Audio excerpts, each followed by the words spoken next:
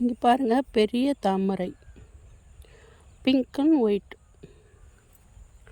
நான் இங்கேருந்து நிறைய சீடு எடுத்துன்னு வந்துருக்கிறேன் முன்னாடி. ஆனால் அப்போ வந்து தண்ணியே இல்லை. இப்போ வந்து நிறைய தண்ணி.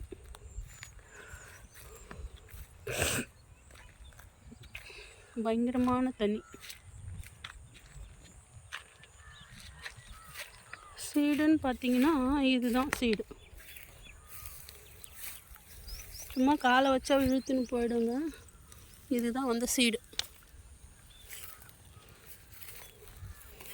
பாருங்க, இதுதான் சீடு.